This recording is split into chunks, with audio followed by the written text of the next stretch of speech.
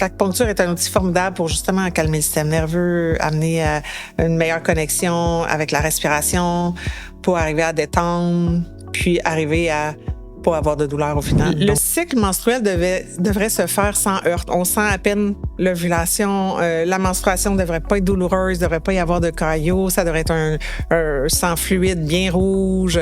Le cycle devrait être régulier. Le stress vient perturber notre système immunitaire. Le stress vient promouvoir de l'inflammation. Donc, on est plus à risque d'avoir des douleurs menstruelles si on est stressé. On va questionner toutes les habitudes de vie, pas seulement le problème pour lequel la personne vient. On va prendre le pouls, on va observer la langue, on va observer le teint de la personne. C'est le 8 rat. C'est un grand point pour les douleurs menstruelles qu'on peut aller masser. Pendant les menstruations, on peut aller masser ici. C'est un autre point de douleur comme le 4G à la main, comme le 4 gros intestins. Salut Julie, comment ça va? Bonjour Marielle, ça va super bien. Toi? Oui, Julie Morin, je suis full contente que tu aies accepté l'invitation. Parce que quand je cherchais une acupunctrice, on m'a tout de suite dirigée vers toi. Puis là, j'ai compris pourquoi, en faisant mes recherches, tu as étudié, en fait, tu as fait ton stage en acupuncture obstétricale. Après ça, tu es allée te chercher plein de formations. Tu as fait la formation avec le docteur Sylvie Demers sur... l'hormonothérapie. Oui, l'hormonothérapie. Tu as travaillé pendant 11 ans dans une clinique de santé pelvienne. Tu as même développé, tu as fait venir quelqu'un pour vous former en acupunctrice, en acupuncture pelvienne. Tu as parti aussi ta propre clinique, le Centre Soi Acupuncture et Bien-être à Saint-Bruno. Exact. Puis là, dans le fond, la menstruation, c'est rendu considéré comme un signe vital. On peut dire ça. Puis là, en se préparant à l'entrevue, on discutait, puis tu dis, hey, les menstruations, là, c'est pas censé être douloureux. On a beaucoup de contrôle là-dessus si ce l'est. Fait que là, je suis vraiment contente que tu viennes un peu nous expliquer les bases. Dans l'épisode d'aujourd'hui, on va voir, c'est quoi les bases de la médecine traditionnelle, comment ça s'intègre aussi avec la médecine moderne. Là. On n'est pas là pour dire hey, la médecine moderne, c'est pas bon. Puis non, ça va de pair ensemble. Puis là, on va essayer aussi d'identifier c'est quoi les différents troubles menstruels qu'on peut avoir. C'est quoi des menstruations qui sont pas normales, entre guillemets. Puis essayer de comprendre les causes pour mieux savoir comment y remédier. Puis après ça, juste essayer de voir, de comprendre comment qu'on peut intégrer tout ça. Ça sous la lentille de la médecine traditionnelle chinoise, dans le fond. Ouais, c'est ça, exact. Puis là, pour savoir un petit peu ton parcours, toi, les menstruations, ça a eu quelle place dans ta vie, tout ça? Veux-tu commencer par me raconter comment ça s'est passé, comment c'est arrivé dans ta vie, comment tu les as vécues au début? Oui, je pense que j'avais 14 ans environ. Ça s'est fait de façon spontanée. Ma mère m'avait expliqué comment c'était à son époque, quel genre de protection ils avaient. Puis c'était un événement heureux pour moi. J'avais hâte d'être menstruée enfin. Puis quand c'est arrivé, j'ai dit maman, ça y est. Fait qu'on a tout de suite été à la salle de bain. Elle m'a présenté ce qu'il y avait pour protéger mes sous-vêtements. Puis ça s'est bien passé. Puis j'étais déjà comme en secondaire 1. Fait que j'avais déjà vu de mes copines au primaire qui avaient commencé, celles qui étaient un peu plus précoces. Mais ouais, j'étais comme enfin arrivée. Fait que moi, c'était heureux. On n'a pas fait de cérémonie, rien, comme on voit des fois de toujours faire. Mais c'était... Puis après ça, je pense que toi, ça s'est bien passé. Là. J'imagine que les douleurs, c'est pas normal. J'ai jamais eu d'enjeu de douleur. J'ai toujours eu des cycles réguliers. J'ai commencé des anovulants quand j'ai commencé à être active plus sexuellement. Puis c'est pas mal ça. Puis là, dans le fond, qu'est-ce qui t'a mené à te spécialiser dans la santé de la femme? C'est-tu parce que tu voyais d'autres avoir des troubles, puis toi, ça allait bien, fait que tu dis, il faut qu'on éduque les gens pour que ça se passe bien? Ou c'est quoi ton parcours? Qu'est-ce qui t'a mené vers l'acupuncture? Ouais, en fait, je me suis toujours intéressée à la santé. J'ai travaillé quand j'étais étudiante dans une pharmacie. Je m'intéressais à toutes les herbes, les plantes, qu'est-ce que ça fait. Okay. J'aimais aider les autres aussi, partager mes connaissances. J'ai étudié au bac en biologie, puis finalement, je suis aboutie en acupuncture. Puis mon stage final, je cherchais une façon où on peut intégrer, dans le fond, l'acupuncture avec le système de santé. Fait que j'ai hésité avec l'acupuncture sportive, où c'est une façon assez évidente d'intégrer l'acupuncture dans un domaine avec les autres professionnels de la santé. Et il y avait ça, puis il y avait l'option acupuncture obstétricale, ce qui m'a parlé beaucoup. Je venais d'avoir un enfant. À la fin de ma grossesse, on m'a parlé d'acupuncture pour aider à déclencher l'accouchement parce que ça aboutissait pour mon affaire. Puis, et là, j'ai compris qu'il y avait de l'acupuncture pour aider à accoucher. Je dis, mon Dieu, je connaissais pas ça. C'était nouveau pour moi. Puis après ça, je suis entrée en acupuncture. Et ça a été ça, mon stage final, en fait.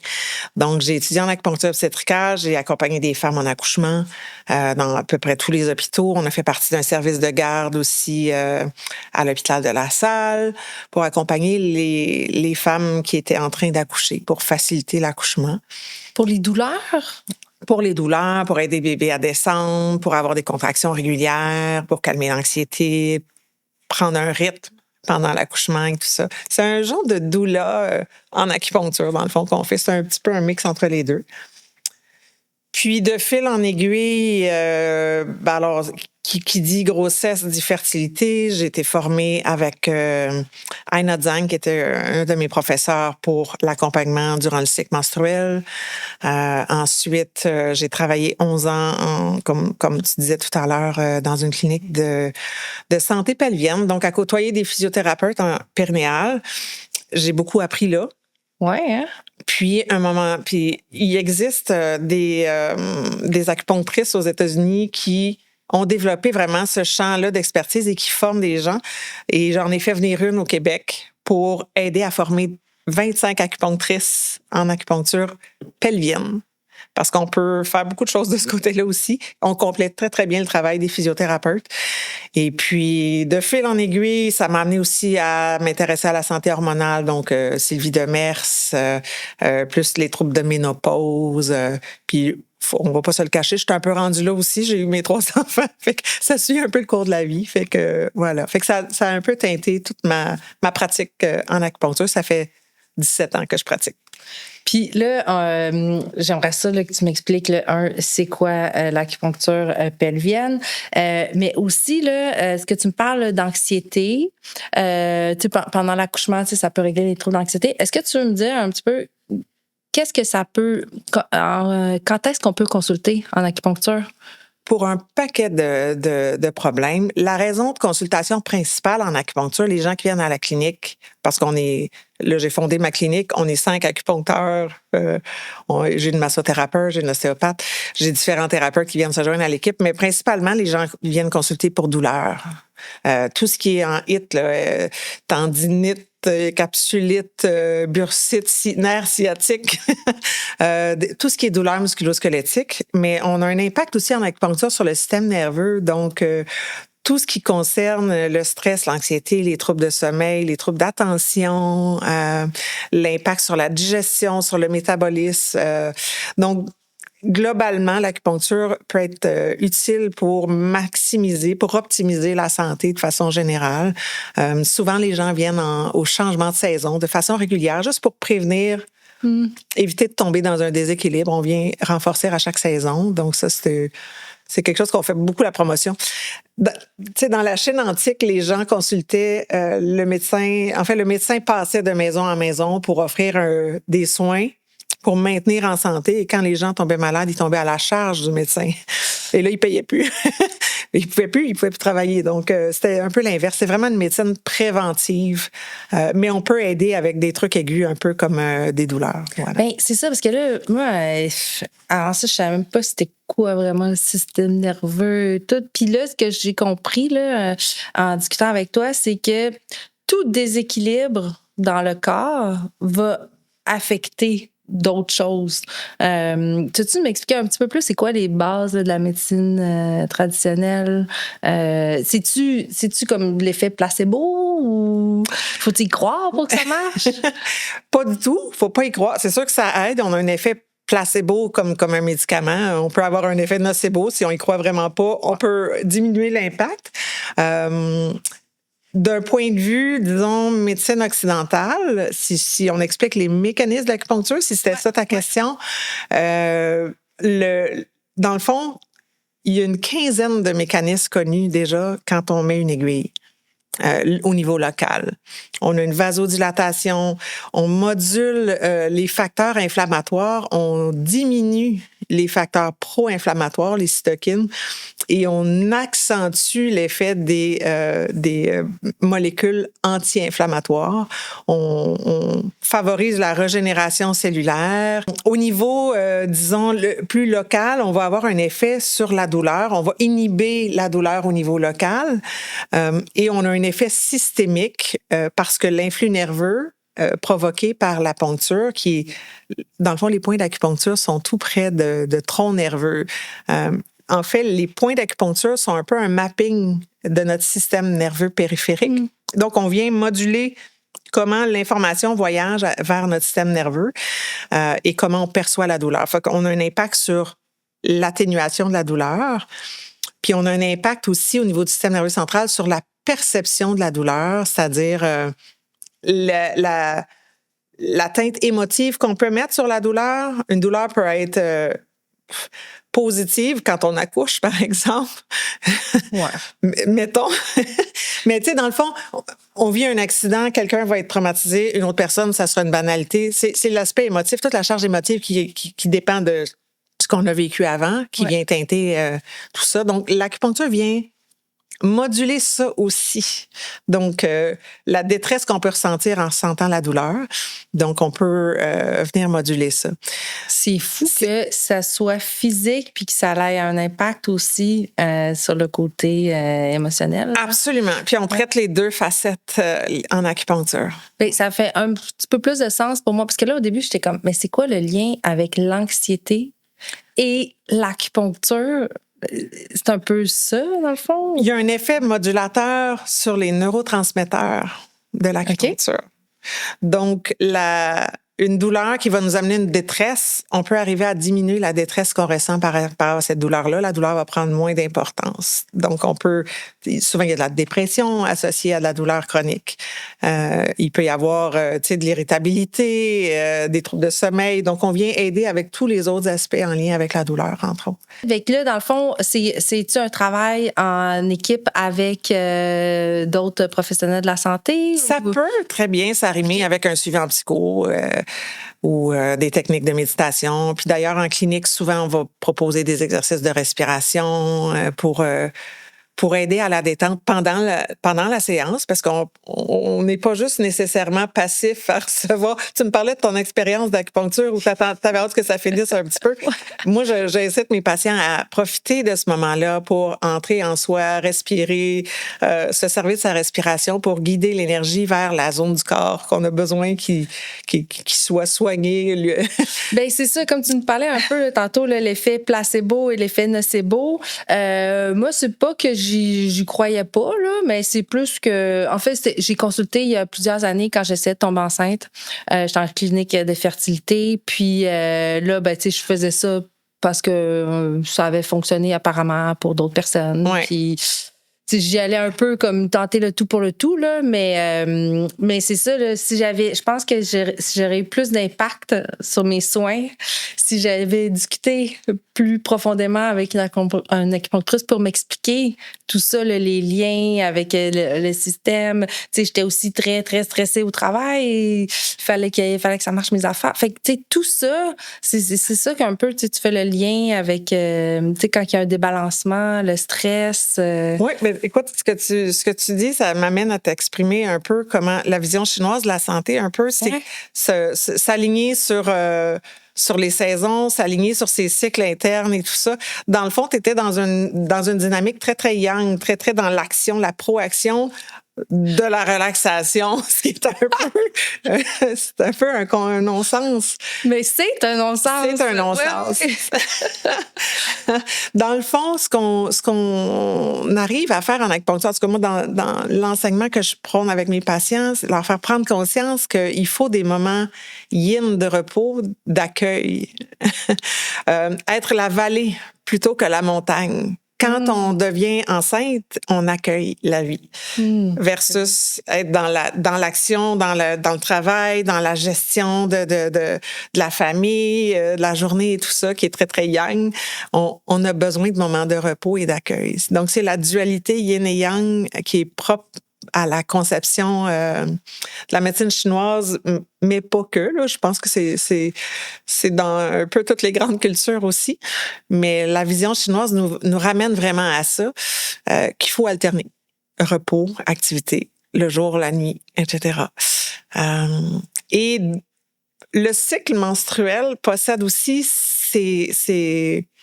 ses propres étapes, ses propres saisons. Il y a les 5 mouvements d'énergie qu'on décrit par une étiquette en médecine chinoise, bois, feu, terre, métal, eau, qui sont un peu un mouvement d'énergie. Le mouvement bois, c'est le mouvement associé, par exemple, au printemps, au début de la journée, au début de quelque chose, à l'idée qui naît à la création, si on parle plus de l'aspect psychique en lien avec ça. On possède ce mouvement-là dans notre cycle menstruel avec le début, la formation de l'endomètre qui est en train de pousser, que éventuellement le petit ovule qui migre et tout ça. Et dans le cycle menstruel, on vient vivre toutes ces étapes-là. Ça nous ramène... ça paraît peut-être prétentieux, mais j'ai l'impression que notre cycle menstruel nous ramène vraiment à prendre conscience qu'on vit les cycles de la vie. On est un peu les gardiennes de la santé, puis de l'humanité, puis c'est facile de perdre ça. Dans notre société, on a de la lumière 24/7.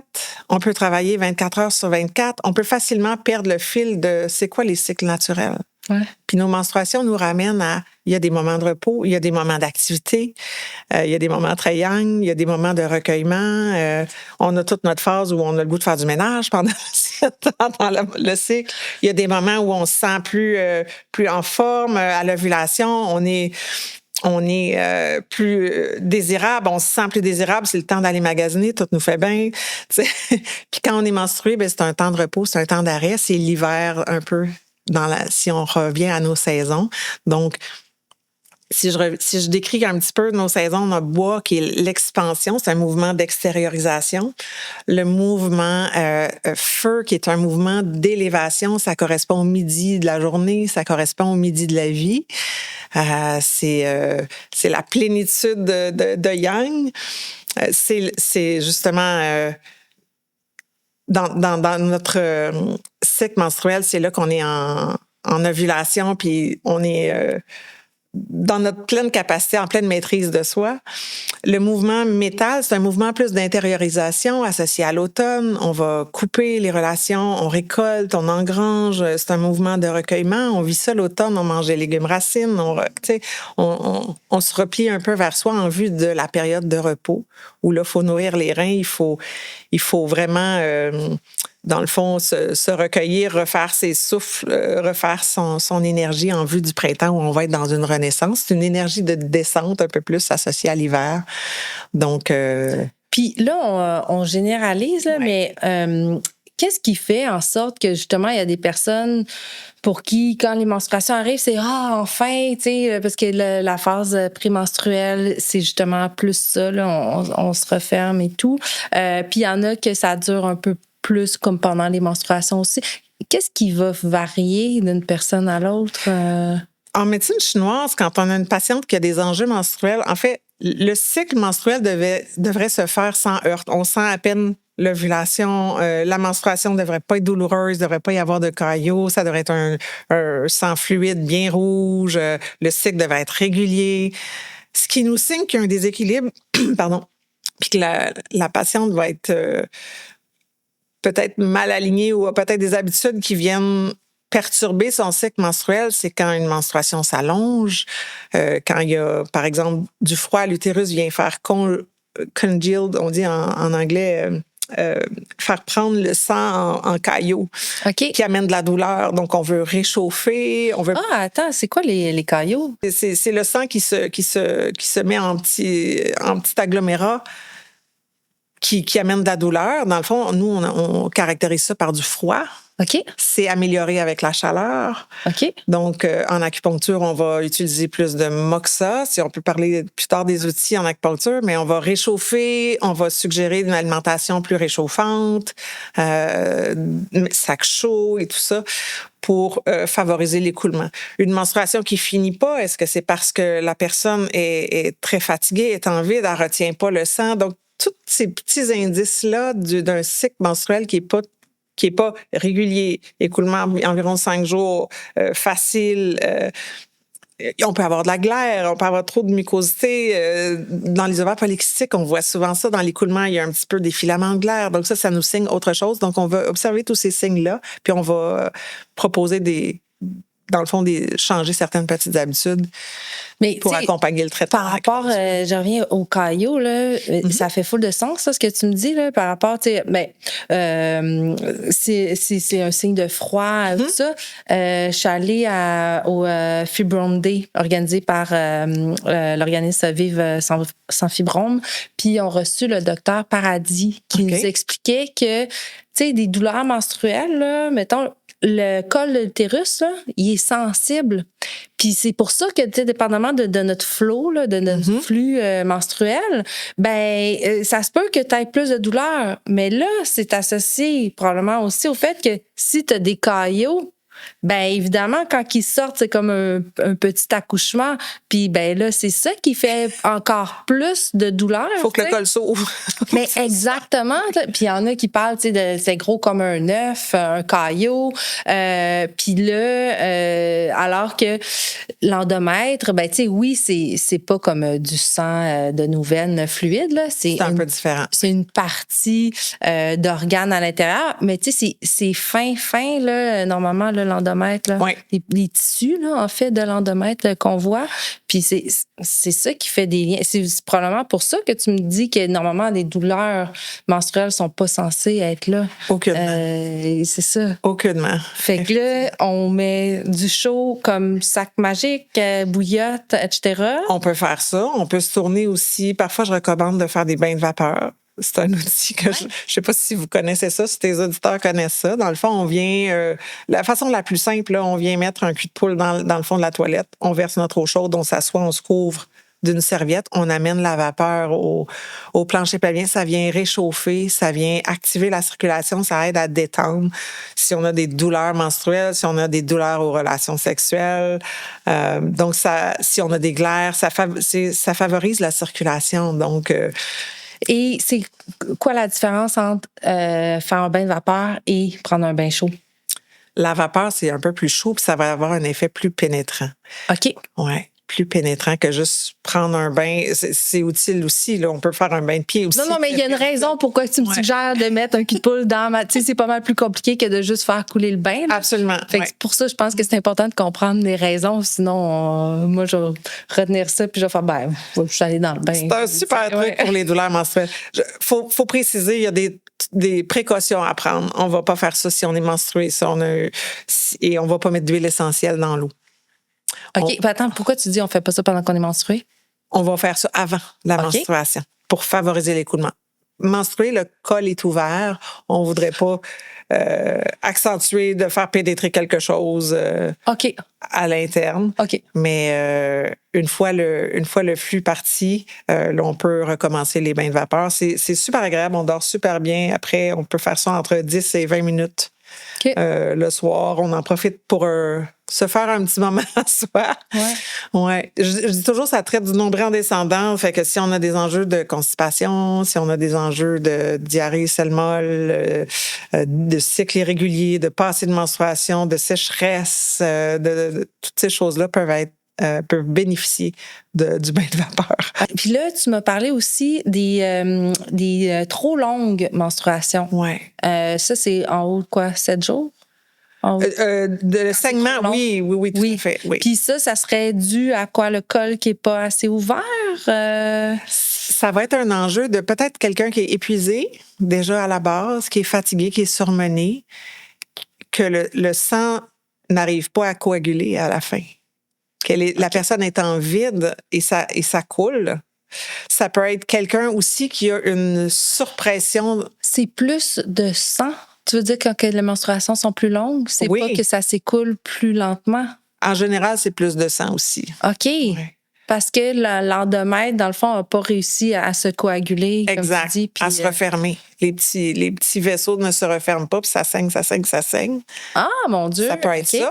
Ou ça peut être la personne va, pour toutes sortes de raisons, va accumuler comme une surpression. Donc, c'est de la chaleur interne qui va faire sortir le sang. Soit par des causes émotives, avec beaucoup de stress, etc. Tu sais, comme un presto un peu. Ouais. Qui surchauffe, puis quand ça sort, ben ça sort, puis ça a plus de fin. Ça va être des saignements hémorragiques, par exemple. OK. Donc, ce sont des choses qu'on va observer. On va suggérer à ce moment-là différentes choses selon le cas. Là. C'est quoi le lien avec le stress puis... Et les menstruations? Ouais. Ben dans le fond, dans la nature, un animal qui est stressé, qui fuit un prédateur, va pas ovuler. C'est pas le temps d'avoir un bébé, là. C'est le temps de se sauver. Ouais. On peut, par contre, quand même avoir un cycle menstruel, mais il va être anovulatoire. On peut quand même avoir un saignement, mais il n'y aura pas eu d'ovulation. Ça, c'est possible et c'est fréquent. Puis les femmes ne se doutent pas. D'ailleurs, on a si on prend des anovulants, puis on a notre 7 jours de pilules placebo, de pilules de sucre, on peut avoir une menstruation, mais on n'a pas ovulé. Là. Mais ça, là, merci de le dire, là, parce que j'entends tellement, tu sais, comme si un épisode de podcast, là, qui font un épisode, ils parlent de menstruation brièvement, puis là, ils disent pas d'ovulation, pas de menstruation. Pas nécessaire. Non, c'est ça, là. Pas nécessaire. En temps normal, oui, évidemment, on va ovuler, mais c'est pas nécessairement 14 jours pile poil avant le début. Ça peut retarder, mais ça peut être absolument anovulatoire. On peut quand même être menstrué. Oui, mais oui. Puis le stress va avoir un impact sur justement les douleurs. Peut accentuer les douleurs. On est plus contracté. On développe des tensions musculaires. Facilement. Le col, les structures, c'est OK. Ouais, c'est pas juste le col, là. C'est ça. C'est toutes les structures autour. Toute notre posture mentale aussi, nos contractures physiques partout. Dans le fond, quand on est stressé, là, on est des primates. On va montrer les dents, fait qu'on serre les masséters. OK. On va protéger notre cou. On va contracter notre psoas pour être en posture accroupie. OK. Donc, c'est une posture de défense ou de prête à se sauver. Donc, tout ça s'active automatiquement quand on vit du stress. Donc, d'en prendre conscience, déjà, ça nous aide à relâcher ces tensions-là. Peut-être respirer, faire des exercices de détente et tout ça. Mais ça a un impact aussi au niveau des hormones. Le stress vient perturber notre système immunitaire. Le stress vient promouvoir de l'inflammation. Donc, on est plus à risque d'avoir des douleurs menstruelles si on est stressé. Quand on est stressé, qu'est-ce que ça va faire? Ça va faire en sorte qu'on va moins sécréter d'hormones? Dans le fond, on va faire du cortisol. OK. Et c'est ça, là, fait que les reins, là, qui sont au-dessus. Le cortisol est exprimé par les surrénales. Et le cortisol vient perturber la chaîne de production de notre progestérone. OK. Donc, ça vient, il me semble, de mes lectures précédentes, là, ça a une affinité particulière pour un récepteur. Donc, c'est un précurseur de progestérone dans la cascade qui va être perturbé, le cortisol va prendre sa place, dans le fond. Donc, il n'y aura pas assez de progestérone qui ne va pas faire la boucle rétroactive avec l'œstrogène. Donc, on ne va pas avoir une belle ovulation. Oui, c'est ça. Parce que ce que tu m'expliquais aussi en pré-entrevue, là, c'est que le corps, il veut tout le temps revenir à son équilibre. À l'homéostasie. Oui. Tout à fait. Le Tao. Le Tao, sa voix. Oui, tout à fait. Tout à fait. Dans le fond, on veut revenir à un équilibre. Dans la Chine antique, les médecins chinois étaient préoccupés, ou toute l'époque confucéenne, en fait, l'idée, c'est de vivre le plus longtemps possible. Et tout ce qui vient perturber l'équilibre, l'alternance des saisons, l'alternance du yin et du yang, vient raccourcir notre vie. Il faut aller avec le flow, comme on dit. Donc, faut essayer de s'aligner sur les saisons, manger de saison. L'hiver, on mange pas de la salade ou des carottes crues. On va manger des trucs en sauce, des potages, des soupes, des beaux bouillons. L'été, ça va être des jeunes pousses pour dynamiser l'énergie, tout ça. Donc, c'est de vivre avec les saisons et tout ça. Et puis, la voie du Tao, c'est un peu ça. C'est de s'aligner vers ça pour optimiser notre santé, dans le fond. Quand on vit du stress, on dort pas bien.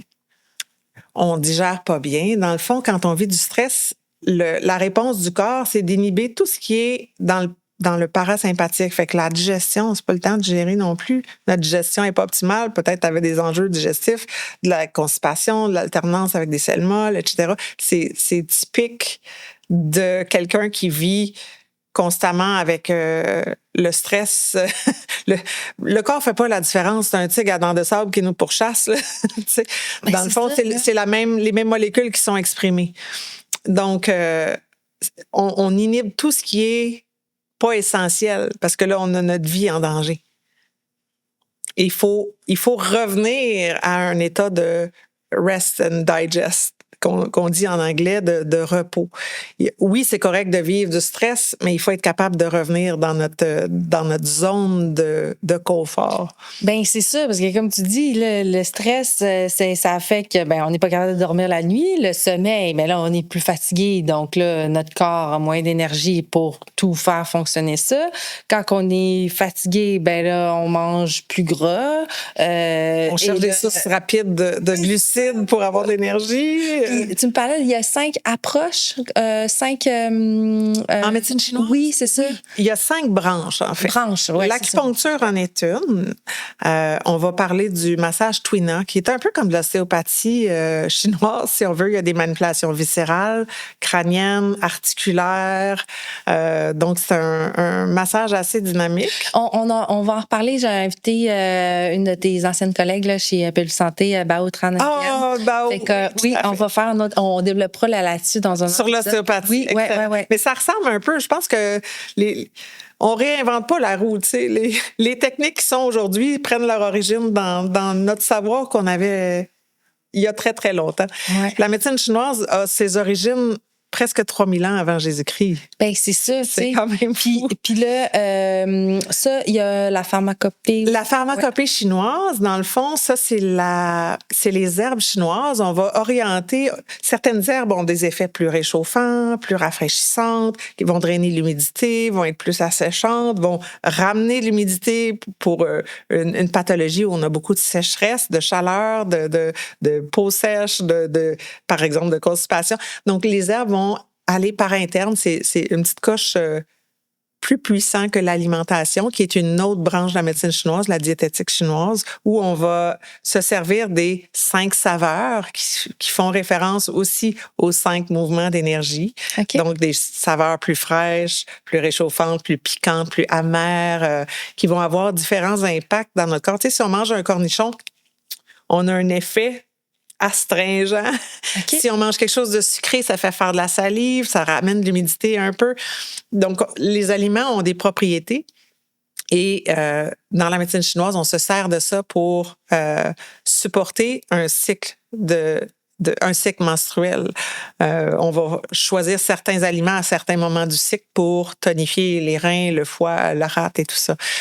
Puis c'est un peu la pharmacopée, là, c'est différent de l'herboristerie occidentale. C'est-à-dire qu'on utilise des plantes aussi à la base, mais c'est vraiment avec l'optique de la plante a un tropisme dans le corps, elle a quel effet, mais c'est en synergie avec un assemblage de plantes. C'est pas juste une plante à la fois qu'on va prendre. Là. Puis en général, ça goûte un peu amer. Jadis, on devait faire bouillir ça à la maison. C'était long, contraignant. La maison sent au complet. Mon chum n'aimait pas bien ça quand je faisais bouillir. Okay. La maison sent pendant 2 jours. Où, tu sais, on doit faire tremper, faire bouillir, drainer, remettre de l'eau, refaire tremper, refaire bouillir. C'est assez contraignant. Alors que maintenant, on a des poudres, on vient... Oui, c'est ça. C'est des herbes, c'est normalisé, c'est fait comme des normes pharmaceutiques. Donc, on s'assure qu'il n'y a pas de métaux lourds ou d'autres produits de pesticides dans les plantes. Puis on vient, c'est plus facile, on met de l'eau chaude, puis notre boisson est prête. Ça goûte tout aussi mauvais, mais c'est beaucoup plus facile. Fait que tu as la pharmacopée, si je reviens à nos affaires. Puis le Qigong, qui sont des exercices... un peu comme le tai chi, si on veut. C'est le travail des souffles. C'est ce que ça veut dire, qigong. Des mouvements Gong, lents. c'est des mouvements peut-être plus rapides, peut-être plus lents. Il y a des centaines de formes de qigong. OK. On va travailler soit les méridiens, les axes énergétiques, soit qu'on va travailler des organes en particulier. On peut travailler les couches plus subtiles, plus matérialisées. Il y a différentes approches de qigong. Il y a aussi une forme de qigong où on va presque comme du reiki, où il y a un transfert d'énergie avec le patient. J'ai des collègues qui pratiquent le qigong médical qui vont vraiment avoir développé ça. Des collègues acupuncteurs ou des collègues... Acupuncteurs. OK. Oui, tout à fait.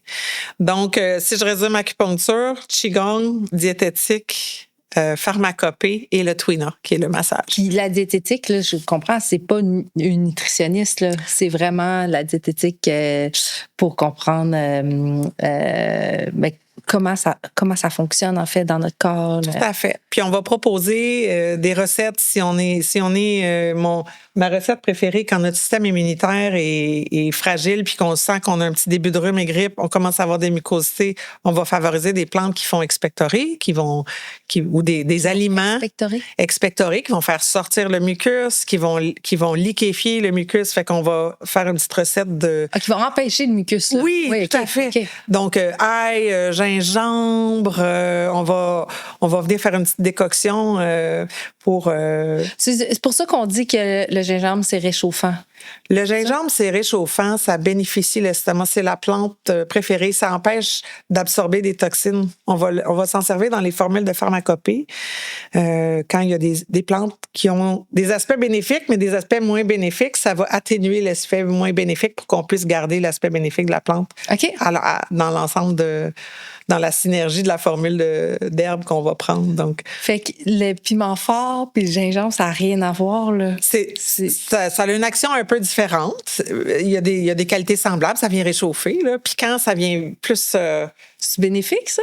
Ça peut l'être. OK. Mais ça peut être nuisible. Si quelqu'un a de la chaleur interne, on va pas... on va pas accentuer ça en rajoutant. On va donner des plantes plus réchauffantes qui vont tonifier le yin. On va faire du congee, qui est un gruau de riz avec des mûres qui tonifient le yin du poumon, par exemple, ou les dattes chinoises que j'adore intégrer soit dans mes tisanes, dans mes recettes de soupe, de potage, dans mon gruau de riz. Les dattes chinoises, c'est des dattes qu'on achète. C'est pas les mêmes dattes. C'est le fruit du jujubier. On l'appelle en chinois, mon accent est très mauvais, ça s'appelle dazao. OK. Mais c'est une espèce de date rouge. Il y a un noyau au centre, ça a une texture un peu tire-éponge. OK. On va en couper des morceaux. On va infuser ça avec une tranche de gingembre. On va mettre des baies de goji. Ça tonifie l'énergie le sang. Si on n'a pas assez de menstruation, c'est une bonne petite recette à se faire. Mais c'est bon de savoir, je pense, les concepts aujourd'hui pour savoir mieux. OK. Tu sais, aller chercher des informations qui vont dire OK, ouais, il faudrait que j'aille consulter pour savoir qu'est-ce qui est mieux pour moi, là. Parce que aujourd'hui, on en parle, mais on peut pas donner des conseils. OK, jour 1 à 5, manger telle affaire, parce que c'est pas vrai pour tout le monde, tu sais. Ça dépend de la médecine chinoise, c'est une médecine très personnalisée. C'est selon tes symptômes à toi. Ce qui est bon pour toi, tu peux avoir un mal de tête parce que tu as une montée de yang, tu as de la congestion ou une grosse émotion forte, ou tu peux avoir un mal de tête parce que tu es fatigué, tu es en vide, tu es épuisé. Ça ne sera pas les mêmes recommandations. Au niveau des menstruations, c'est un peu la même chose. Il y a différents patterns ou différentes symptomatologies qui accompagnent un symptôme en particulier auquel nous, en médecine chinoise, on est très, très attentifs. Puis à l'examen, quand on reçoit un patient, on va questionner. On va questionner toutes les habitudes de vie, pas seulement le problème pour lequel la personne vient. On va prendre le pouls, on va observer la langue, on va observer le teint de la personne, comment elle parle. La langue, tu veux-tu dire pourquoi que vous observez la langue? La langue, c'est un outil diagnostique. Ça reflète l'état des organes internes. Une personne fatiguée va avoir des indentations sur le bord, elle va avoir des marques de dents. La langue d'une personne qui est fatiguée pourrait être gonflée parce que la personne n'arrive pas à contenir son énergie. Elle elle est un peu molle, fait que tout ressort, tout relâche. La couleur de la langue va nous indiquer s'il y a de la chaleur, si elle est rouge. La pointe rouge, ça peut être un signe d'anxiété ou d'insomnie. L'enduit va être important, il peut être plus ou moins épais, il peut être blanc à jaune, qui signe de la chaleur ou du froid. Ou des mucosités internes, si on a des ovaires polykystiques, si on a de la stase de sang, si on a de l'endométriose, par exemple, on va typiquement avoir des zones bleutées sur la langue, plus foncées, parce que c'est une stase de sang. C'est un endroit qui saigne. Donc, on va dans les organes. Oui. On ne saigne pas de la langue. Non, mais on va le voir sur la langue. Ouais. C'est assez fascinant. Oui, c'est ça.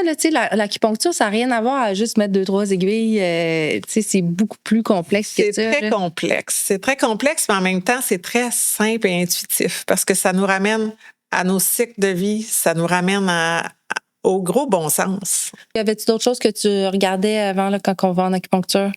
On va palper. Oui, on va palper s'il y a des douleurs. On va aller voir est-ce qu'il y a des indurations. Est-ce qu'on va utiliser plus l'aiguille ou d'autres modalités? Induration, excuse-moi. Qu'est-ce que c'est induration? Des indurations, des zones de stagnation, des zones de dureté. Moi, j'appelle ça des petits cerceaux secs.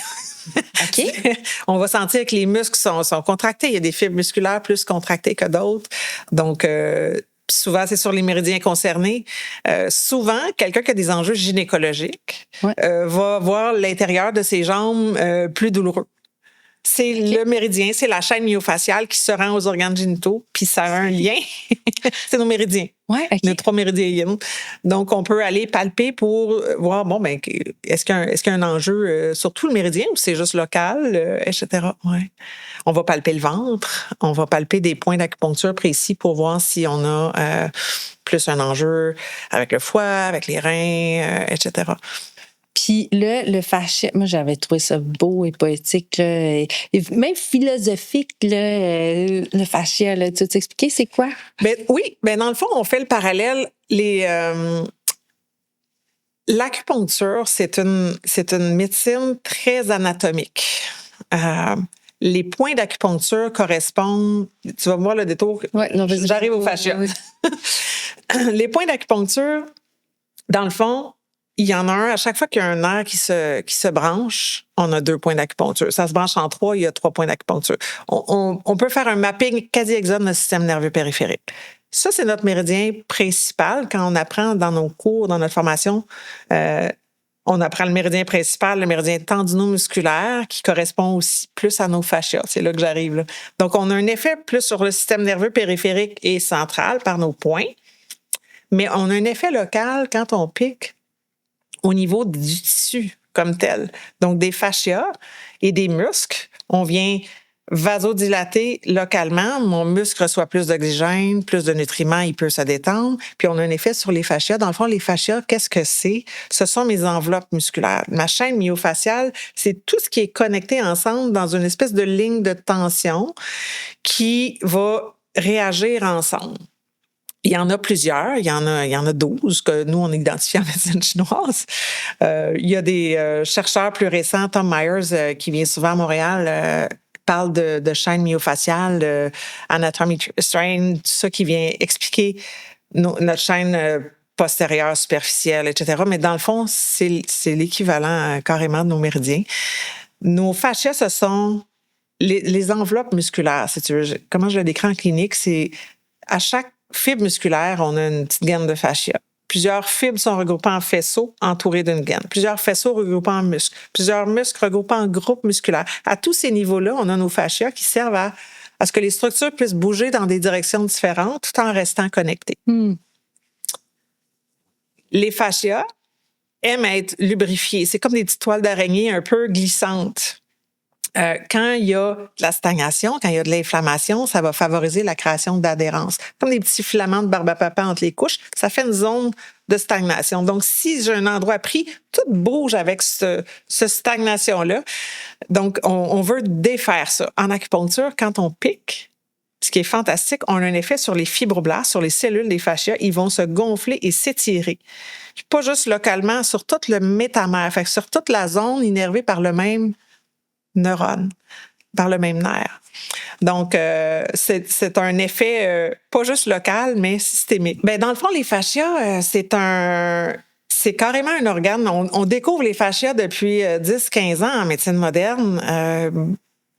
Et on est même en train de l'appeler le troisième cerveau parce qu'on parlait du cerveau. On a des cellules nerveuses aussi au niveau de l'intestin qui serait le deuxième cerveau. Mais au niveau des fascias, c'est un peu ce que le cerveau relègue quant à notre posture dans l'espace. On n'a pas besoin de réfléchir. Ça se fait tout seul et ça se réajuste. Donc, c'est un organe en soi qui nous sert à nous déplacer, à percevoir l'environnement aussi. C'est très intéressant. C'est un champ d'études qui est explosif en ce moment, l'étude des fascias. Puis, ouais. Puis, il y a les cellules totipotentes dedans? Il y a plusieurs cellules qui sont incluses dans les fascias. Il y a des cellules immunitaires, il y a des cellules qui ne sont pas différenciées, qu'on dit totipotentes, qui peuvent devenir autre chose. Donc, qui est un peu comme les cellules souches. Ça se peut-tu? On pourrait dire ça. Ça peut devenir autre chose, là. Ouais, elle peut se différencier en autre chose. Mais c'est ça, c'est fou. Quand tu dis tout est interrelié, je trouvais que ça, c'était concret. De savoir que chaque fibre musculaire est entourée d'un fascia, puis que tout est interrelié. Je trouve que ça, c'est concret, là. Quelqu'un qui croirait pas à l'acupuncture, qui pense que oui, ça prend vraiment l'effet placebo, il faut y croire. Ouais. C'est ça. Je trouve que ça... Il y a un effet physiologique réel et pas juste local, à distance. Ouais. Dans le fond, la cellule se divise quand on est embryon. D'abord, le premier plan, c'est le plan céphalocodal, donc entre la tête et la queue. Ouais. Puis ensuite, tout se divise à partir de là. On a les bourgeons des membres et tout ça, mais qui ont au départ la même origine. Les cellules migrent et tout ça. Il y a une connexion qui persiste. C'est ça. Après. Et c'est un peu ça qui explique un peu l'effet distal de l'acupuncture aussi. C'est distal. Quand on va piquer à distance ou on va se servir d'une zone pour traiter une autre zone, une zone analogue. Oui, parce que dans le cerveau, tu m'expliquais que tu as des zones qui sont connectées. Tout à fait. Puis je vais te donner un exemple bien simple. La zone du pied est très, très proche de celle des organes génitaux. Oui.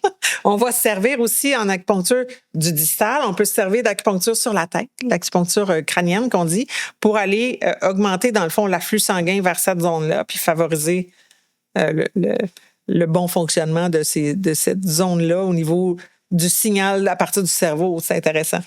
Fait que... Puis là, on est rendu à parler d'acupuncture pelvienne? On peut faire ça, tout à fait. Parce que là, tout est interrelié et tout, mais là, comment que ça se passe? Comment que... Bien, ce qui m'a amené à l'acupuncture pelvienne, dans le fond, c'est qu'il y a énormément de femmes qui souffrent de douleurs, c'est un peu tabou, mais pas que des femmes, les hommes aussi. Ouais. Les enjeux de douleurs pelviennes, ça touche les hommes aussi. Puis c'est encore plus tabou. Ouais. Dans le fond, le plancher pelvien, qui est notre soutien, qui sert à avoir une vie sexuelle active et satisfaisante, qui sert à la reproduction. Chez la femme, c'est la voie de passage du bébé, et qui sert à la continence et qui sert au maintien des organes aussi et à la posture, qui sert même, je te dirais, à la respiration. Le fondement de notre respiration vient du plancher pelvien, s'active en même temps que notre diaphragme pour pouvoir projeter. Si on est un peu relâché de ce point de vue-là, on a une voix qui porte moins. OK. Ouais. Et l'acupuncture va venir aider à traiter, par exemple, au niveau des douleurs, parce qu'on peut relâcher des tensions myofaciales. Donc, on pourrait aller localement ou à la chaîne. Je te disais tout à l'heure, dans le fond, mes adducteurs ont un impact sur le plancher pelvien. Mes muscles abdominaux ont un impact sur le plancher pelvien. Si on a des douleurs de dos, ça se peut qu'on ait des enjeux pelviens en lien avec ça. Donc, on va travailler l'ensemble de tout ça. On a un effet sur les nerfs qui énervent le plancher pelvien. L'acupuncture a ça d'unique par rapport au physio. On a accès aux points d'acupuncture au niveau des trous sacrés. Dans le fond, notre colonne vertébrale se termine par le sacrum qui se termine par le coccyx. Il y a des petites incisions, des petits trous, des petites fossettes et les nerfs à chaque niveau vertébral, j'ai mes nerfs spinaux qui viennent innerver le membre supérieur pour le cou, le membre inférieur pour les lombaires. Puis au niveau du sacrum, c'est tout l'aspect pelvien. Donc, on a un impact sur le nerf pudendal, sur le nerf qui vient innerver le coccyx, toute ma musculature. Donc, si j'ai un nerf qui a été coincé, par exemple, parce qu'on a fait beaucoup de vélo. C'était la pandémie, puis on s'est décidé qu'on s'achetait un vélo, puis on faisait ça dans sa cave. Ouais. Puis là, on s'est endommagé notre nerf pelvien. Ben, Colin, notre nerf pudendal, on vient le dynamiser un petit peu pour qu'il arrête d'être constamment activé. Des douleurs de ce type-là, ça va être des douleurs un peu neurologiques. Fait que ça va être soit des sensations de brûlure, tu sais, comme un zone, c'est une douleur plus aiguë,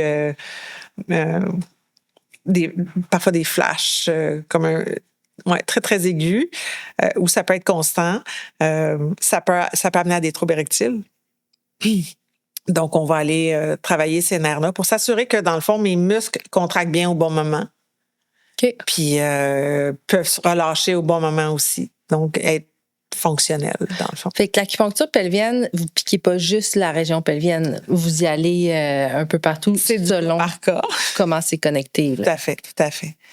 Puis il y a un aspect systémique. On va aller calmer le système nerveux. C'est très, très relié avec... tu sais, le plancher pelvien, c'est très intime. C'est lié à nos expériences passées. Selon ce qu'on vit, on peut avoir des contractures.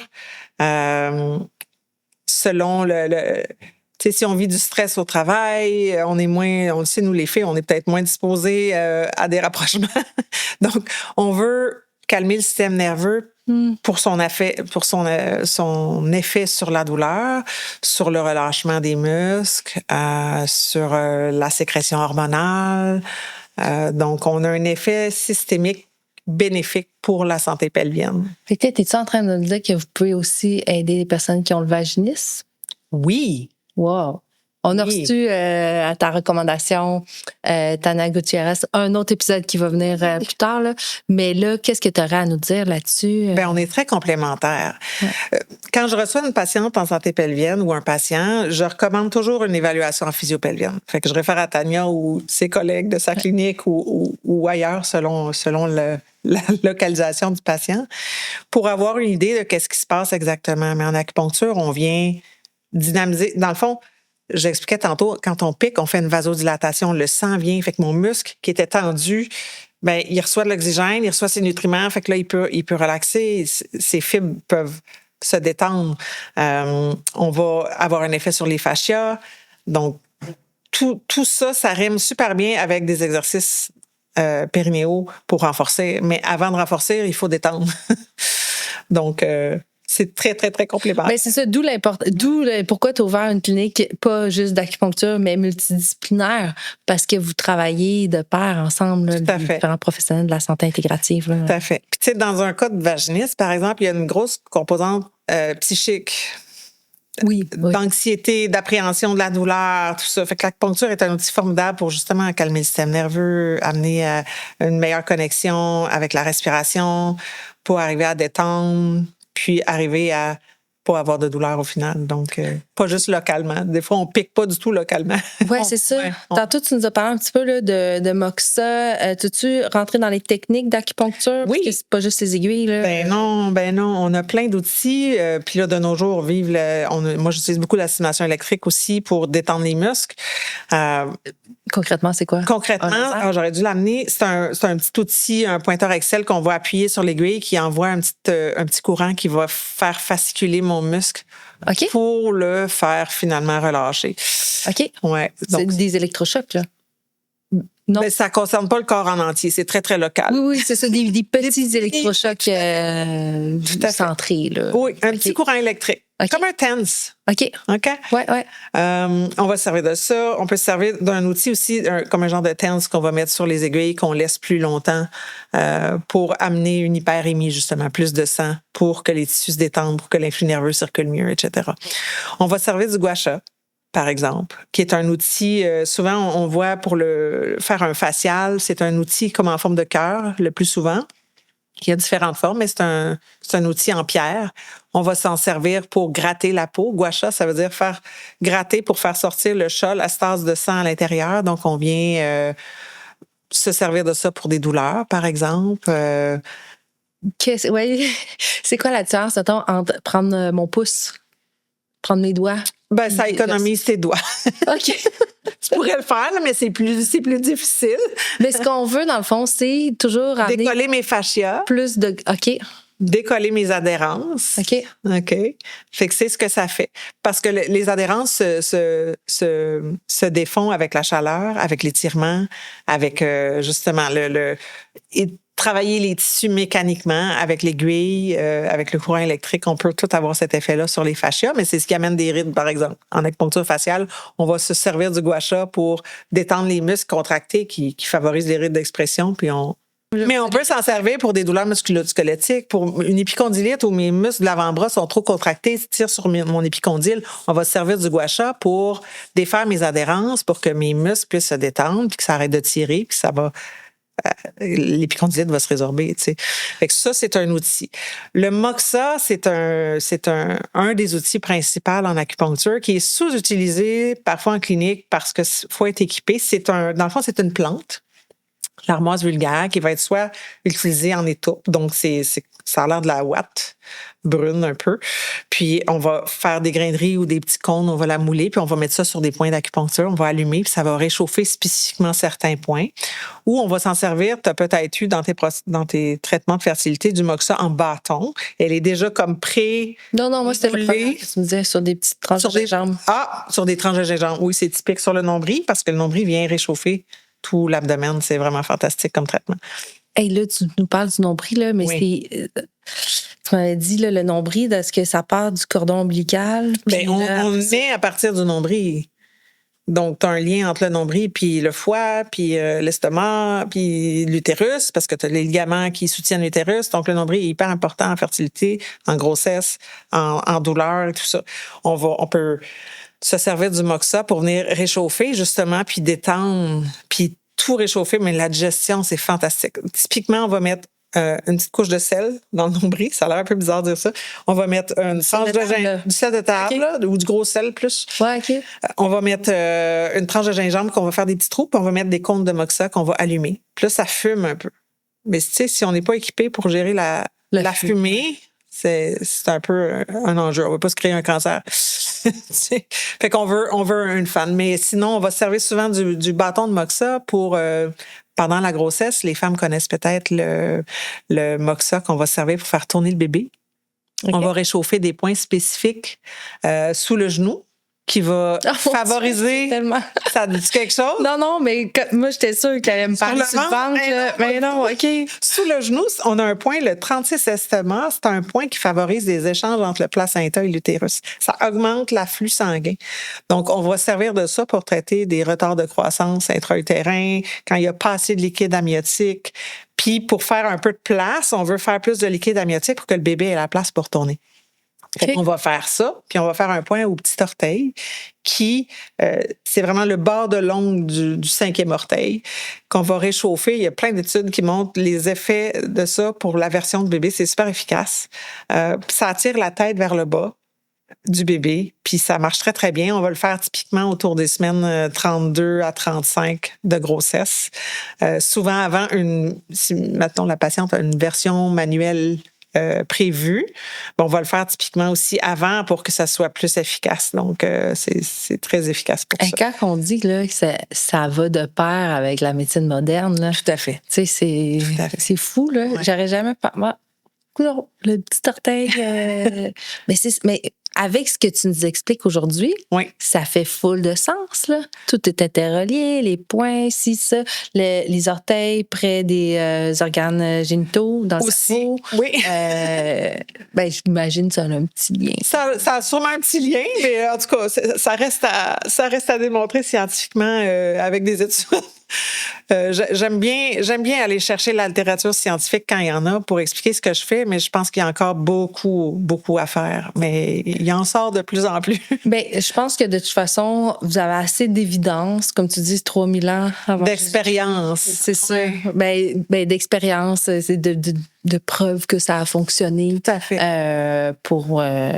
C'est ça, pour qu'on puisse supporter ce qu'on fait puis montrer que ça fonctionne. Oui, tout à fait. Puis là aussi, je sais que tu voulais nous partager des petits trucs qu'on peut faire soi-même à la maison, des points d'acupression. En lien avec la menstruation? Oui, si on a des douleurs. Tout à fait. Il y a un grand point qu'on sert aussi en accouchement pour gérer les douleurs. C'est le 4 gros intestins, qui est un point à la main qu'on va appuyer. Préférablement, souvent, il est enseigné appuyer comme ça, en pincette. Pour les personnes qui ne nous verraient pas, c'est comme si on met notre pouce sur le bord de notre index, ça fait une petite bosse, puis c'est là qu'on... C'est la zone un peu molle entre l'index et le pouce qu'on va prendre en pincette.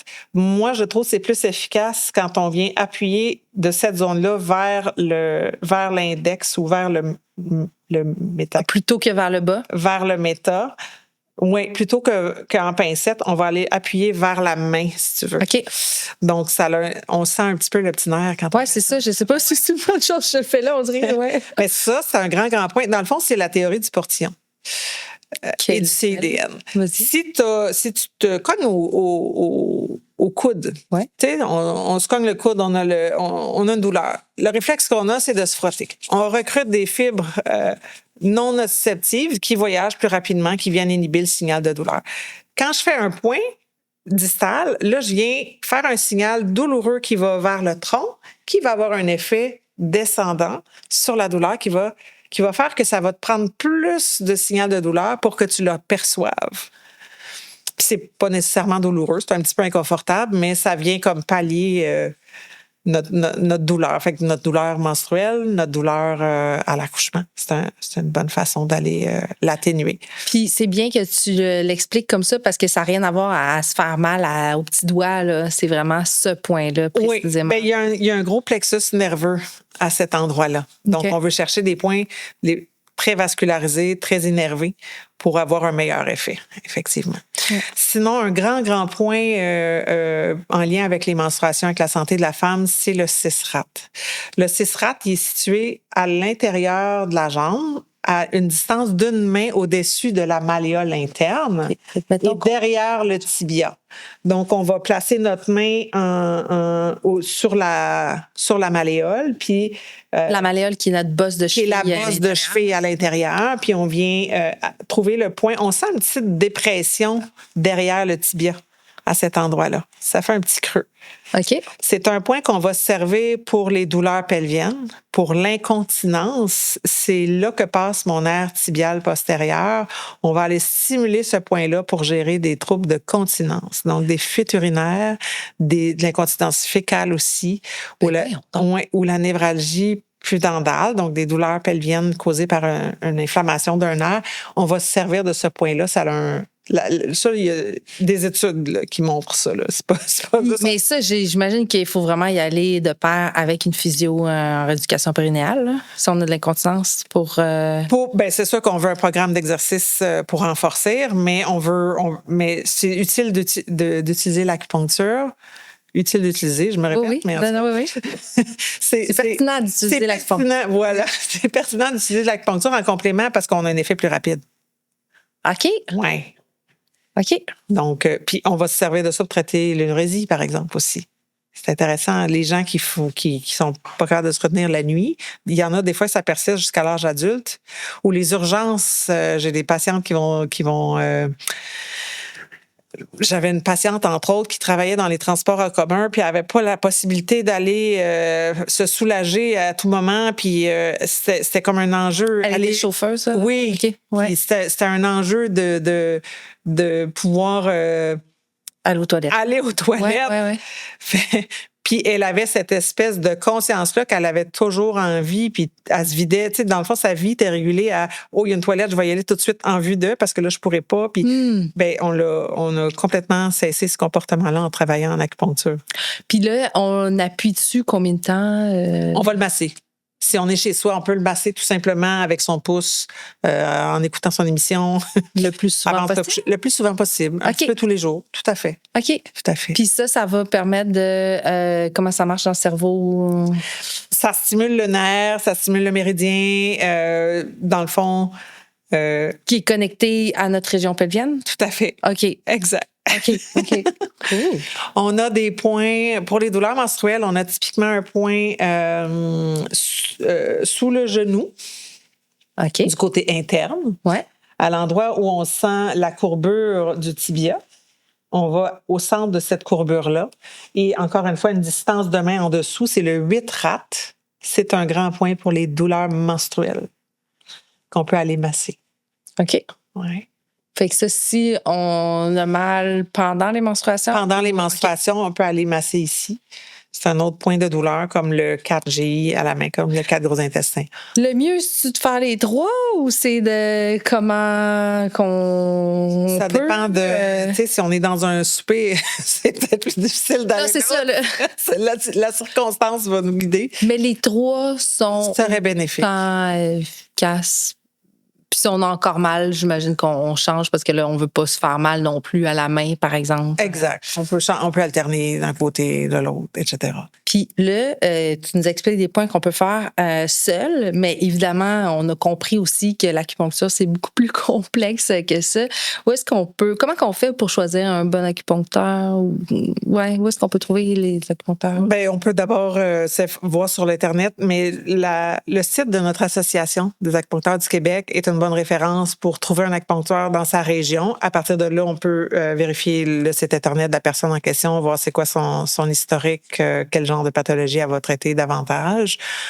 Typiquement, les acupuncteurs pratiquent surtout en clinique privée parce on est un professionnel de la santé géré par un ordre, l'Ordre des acupuncteurs du Québec, par le ministre de la Santé, etc. Il y a la loi sur l'acupuncture qui encadre notre profession, qui nous oblige à faire de la formation continue, etc., etc. Mais on n'a toujours pas de titre d'emploi dans le système de la santé. Donc, on n'est pas vraiment intégré. Quand on l'est, c'est par des projets spéciaux. Mais il y a des initiatives qui donnent accès davantage aux patients. Il y a des cliniques d'acupuncture sociale à différents endroits au Québec.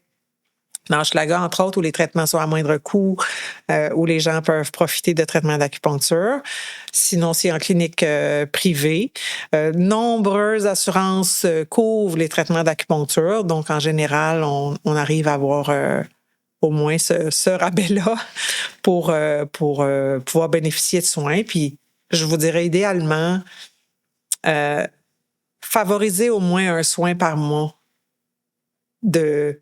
que ce soit de l'acupuncture, que ce soit de la massothérapie, que ce soit de l'ostéopathie, que ce soit, dans le fond, un moment pour se reconnecter, garder l'équilibre au fil de l'année. Pas attendre d'être rendu à avoir besoin d'une hospitalisation puis une consultation chez le médecin. On peut faire de la médecine préventive avec l'acupuncture. Donc, c'est la meilleure façon d'utiliser l'acupuncture dans sa routine d'hygiène de vie. Oui, c'est ça, parce que la santé intégrative, dans le fond, là, c'est une vision holistique sur le corps, puis c'est pas pour remplacer la médecine moderne, mais c'est vraiment pour y aller en combinaison. Des fois, on a besoin d'un toucher, d'une manipulation. Des fois, on a besoin de se détendre. Des fois, fait qu'il faut varier les approches. C'est important. Ouais, faut s'écouter. Ouais, c'est ça. Puis on est la meilleure personne là, pour reconnaître quand ça va pas. Puis, tu sais, je pense que toutes les informations que tu nous as partagées aujourd'hui, ben ça va nous aider un peu à lever des drapeaux rouges où on n'en aurait pas levé parce qu'on pensait que c'était ça la normalité. Tu sais, oui, nos menstruations, on est toutes différentes, puis il n'y a pas une normalité, mais puisqu'on sait que les douleurs, tu sais, c'est pas censé arriver quand tout va bien, ben déjà là, on peut dire, oh, il y a quelque chose qui va pas. Puis on peut essayer d'aller consulter en médecine intégrative, comme tu dis, il y a l'acupuncture, l'ostéopathie, bon, il y a un paquet de professionnels là, de la santé qui sont là pour nous aider. Tout à fait. Puis, ben, merci Julie de t'intéresser à la santé de la femme, d'être allée chercher des connaissances, d'avoir initié aussi la formation en acupuncture pelvienne au Québec. C'est un grand moment, ça. Ouais, vraiment là. Puis, ben, merci de faire avancer la science. Je pense que en étant plus outillés, ben, on va pouvoir mieux prendre soin de nous. Puis aussi, ben, informer nos amis aussi. Tu sais, si ça fait du bien pour nous, ben, on peut partager aussi à d'autres. Alors, ben, merci beaucoup, Julie. Ça m'a fait vraiment plaisir. Merci de l'invitation.